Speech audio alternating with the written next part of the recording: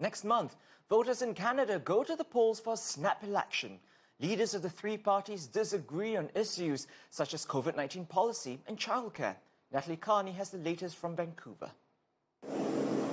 Prime Minister Justin Trudeau said it was time for the people of Canada to design their own exit from COVID-19 restrictions and have a say in the rebuilding phase.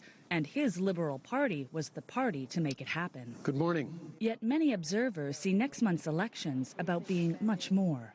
It was widely believed that the government has been eyeing the polls and believes that this is a propitious moment to make a bid for a majority government.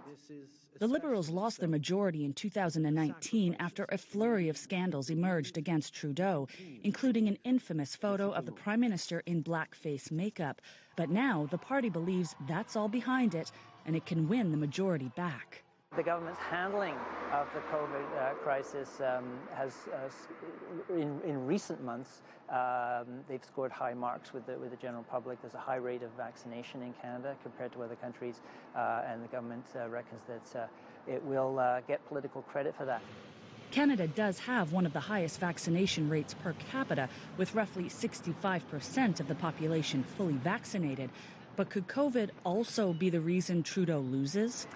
Going to the polls 2 years early, as well as in the midst of the COVID-19 pandemic, Prime Minister Justin Trudeau is taking a gamble. He wants that majority government, but are enough people willing to vote to give it to him? While the Liberals continue to lead in the polls, a win in this election is not assured. The country's other two major political parties, the Conservative Party and the New Democratic Party, are also gaining momentum. Emerging with another minority government for Trudeau would be seen as a failure and could likely stir discontent in the ranks. I can't believe that Justin Trudeau called the election. It was completely unnecessary, in my opinion.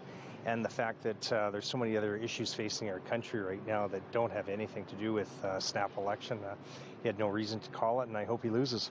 I would have liked to have seen it held off until a later date.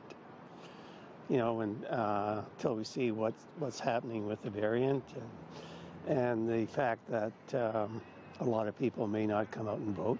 I don't know. I guess it's a political wise thing on the part of Trudeau, you know. Will you go physically or by mail? Physically. I'm an old-timer. Elections Canada, the agency overseeing the voting, has promised there will be a number of safety measures at the 18,000 polling stations, but they won't require workers at those polling stations to be vaccinated. Early voting will also be available, and there are estimates around 4 to 5 million electors will choose to vote by mail. The leaders of the three major political parties have clashed on vaccination mandates, childcare, and climate change, but so far, no campaign has yet to evoke any drastic change in voter sentiment, particularly as COVID-19 still occupies the minds of many. Natalie Carney, CGTN, Vancouver.